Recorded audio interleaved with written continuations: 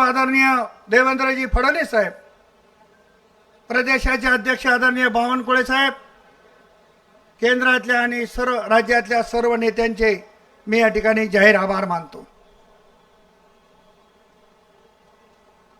मी आज आपल्या साक्षीनं साहेबांना एक सांगू इच्छितो.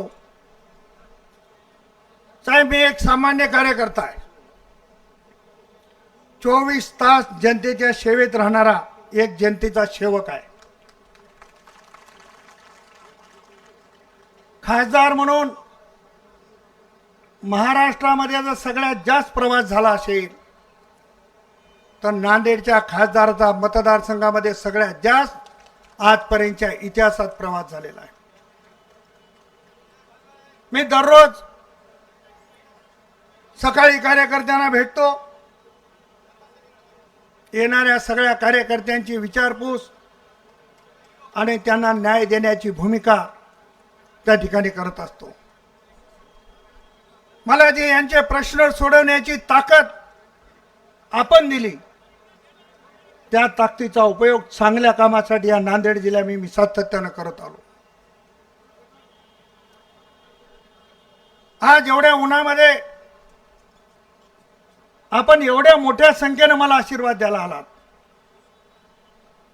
मी ऋण आपले आयुष्यभर विसरू शकत नाही.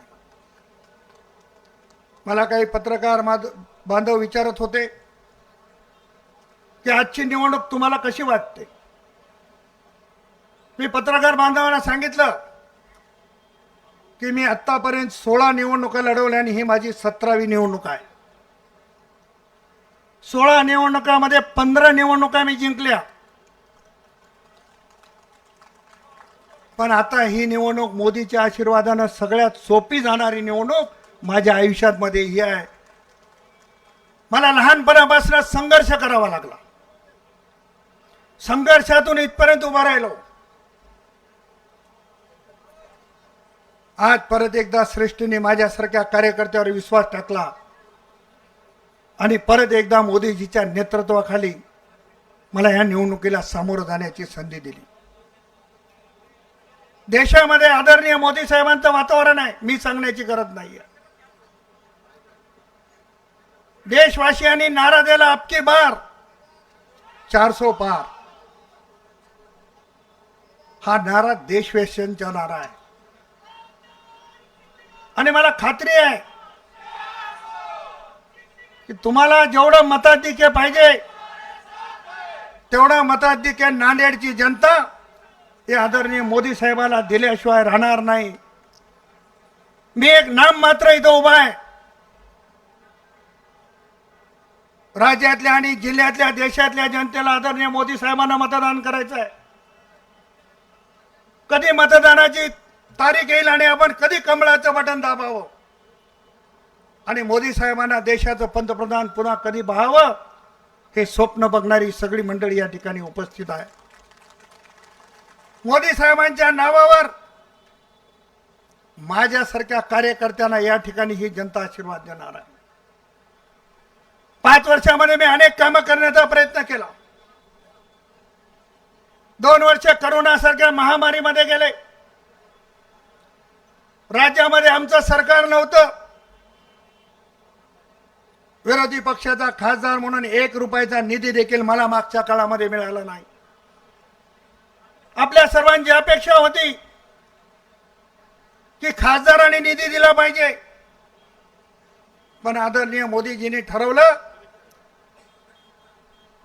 की माझ्या देशातला गरीबातला गरीब कोरोनासारख्या महामारीमध्ये मृत्युमुखी पडता कामा नये म्हणून देशातल्या सर्व खासदारांचा निधी आरोग्य खात्यावर वर्ग केला.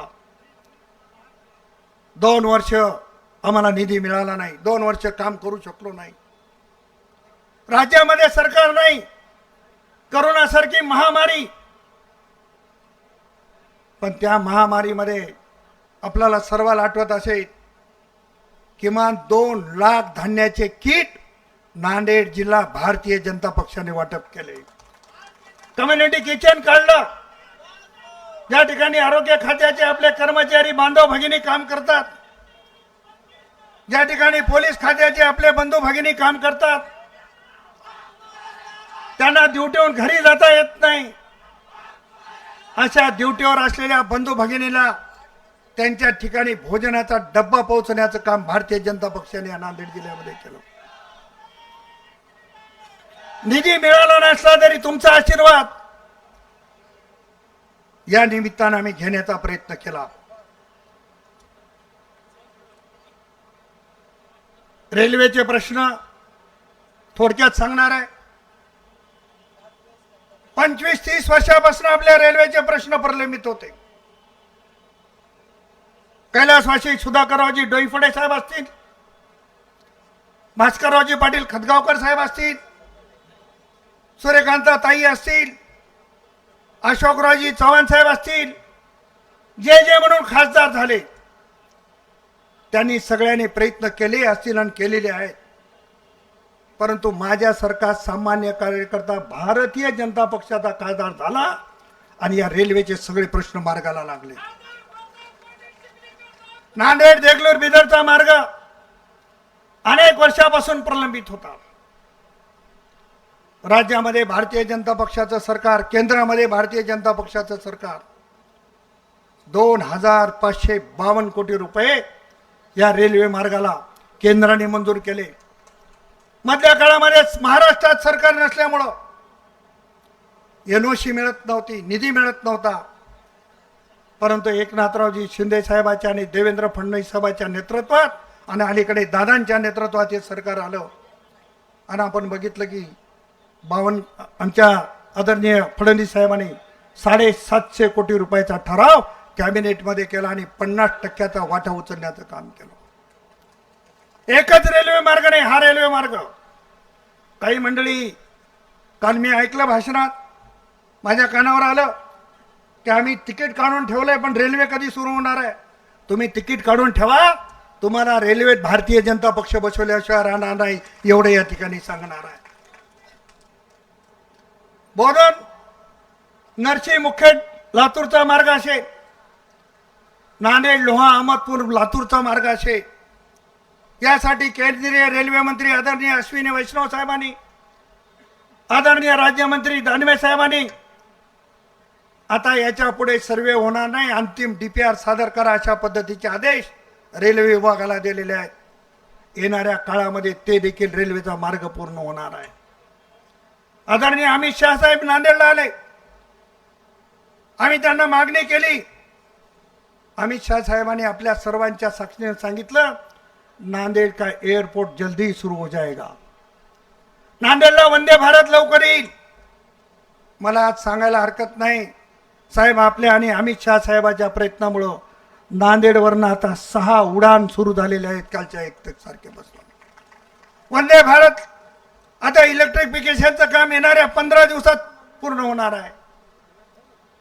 त्याच्यामुळं वंदे भारत जी जालन्यापर्यंत येते ती नांदेडमध्ये पर्यंत येणार आहे.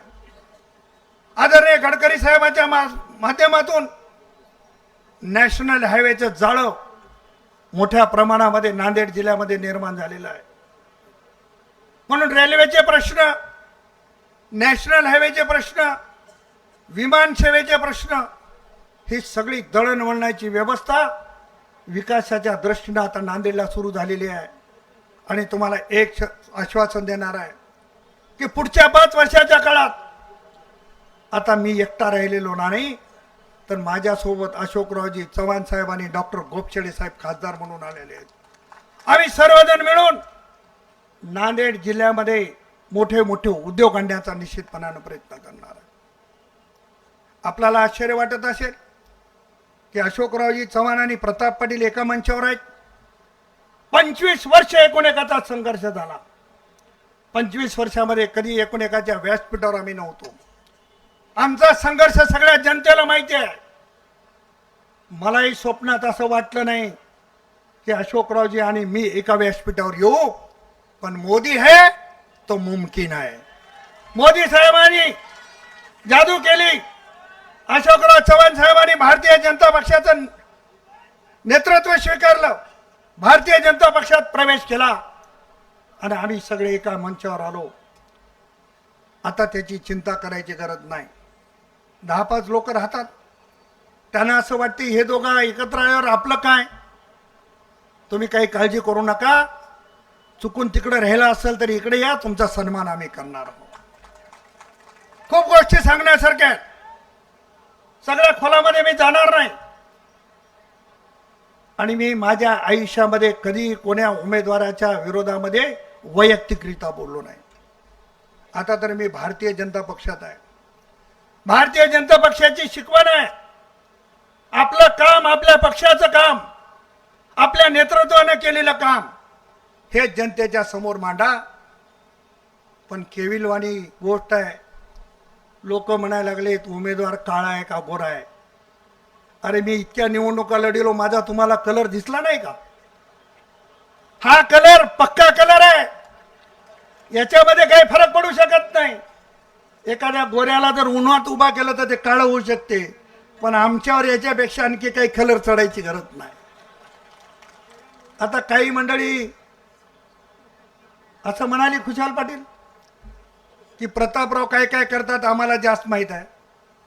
आणि ज्यांनी हे म्हणलंय ते माझ्यासोबतच करत होते, की त्यांनी विसरून गेले, कारण ते जिल्हा परिषदेला माझ्यासोबत होते. माझ्याकडे हरिहरराव, आपल्याकडे तर लई फोटो आहेत, आपण तरी बरे दोघं, आपल्यापेक्षा वाईट कथा आहे, पण ती इथं सांगायची गरज नाही आहे. गाढवानं लात मारली म्हणून गाढवाला लात मारण्याची संस्कृती आपली नाही, त्याचा सन्मान करण्याची संस्कृती आहे. परंतु ते कशासाठी बोलण्याचं लक्षण आहे. पायाखालची जर वाळू घसरली तर माणसं अशा पद्धतीने बोलतात. त्याच्यामुळे ते बोलले म्हणून मी बोललं पाहिजे. आता काही लोक सांगितलं की आमच्या तब्येतीचं कारण पुढे करतायत. एखाद्या तरी कार्यकर्त्यांनी सांगावं, या मंचावरच्या कोणत्या तरी नेत्यानं कोणाच्या तब्येतीच्या बद्दल बोलले का. तुम्ही सांगून आपलं हसं का करून घेता. आदरणीय प्रकाश आंबेडकर साहेबांनी याच्याबद्दल वक्तव्य केलेलं आहे, त्याच्यामुळे त्याच्या खोलात मी जाणार नाही. परंतु आपल्याला याच्यातून साध्य काही होणार नाही. आदरणीय मोदी साहेबांच्या नेतृत्वामध्ये, आदरणीय देवेंद्र फडणवीस साहेबांच्या नेतृत्वामध्ये प्रताप पाटील चिखलीकर 100% निवडून येणार आहेत, याच्यात शंका करायची गरज नाही. मला खात्री आहे. मागच्या वेळेस चव्हाण साहेबांची माझी एकमेकाच्या विरोधात लढत झाली. याच्यातले बरेच कार्यकर्ते बूथवर मारामाऱ्या केले, आमच्यासाठी भांडून घेतले. त्या कार्यकर्त्याला पण नम्रपणानं सांगणार आहे, आम्ही दोघं एकत्र आल्यामुळं निश्चित तुमचे भांडणं मिटवून तुमचा देखील आम्ही सन्मान करणार आहोत. त्याची काळजी करण्याची गरज नाही. आपल्याला एका दिशेने जायचे, आपल्याला सगळ्याला मिळून एकत्र काम करायचे आहे. आणि मी 2-3 सभेमध्ये देखील उल्लेख केला, लोकांच्या मनामध्ये असं असते की बा ही निवडणूक आहे, निवडणुकीपुरतं एक होतील पुन्हा भांडणं करून घेतील. मी याचाही खुलासा केला की चव्हाण साहेब माझ्यापेक्षा सिनियर आहेत, निश्चितपणाने त्यांच्या नेतृत्वात मी काम करणार आहे. म्हणून मनामध्ये काही किंतु परंतु ठेवू नका. आपल्या नेतृत्वाने जे काय काम जबाबदारी सोपून दिली ते प्रामाणिकपणाने करणारा मी एक कार्यकर्ता आहे.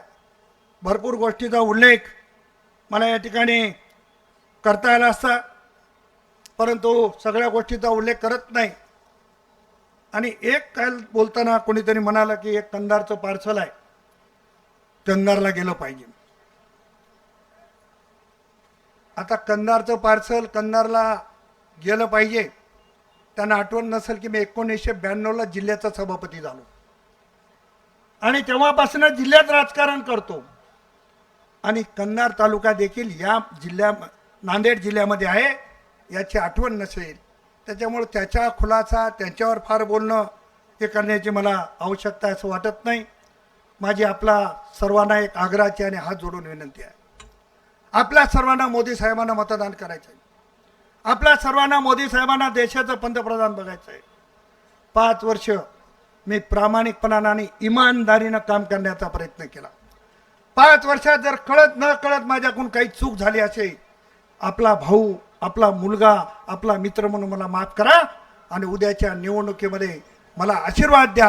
एवढी आग्रहाची विनंती करतो. थांबतो. जय हिंद, जय महाराष्ट्र, जय श्रीराम.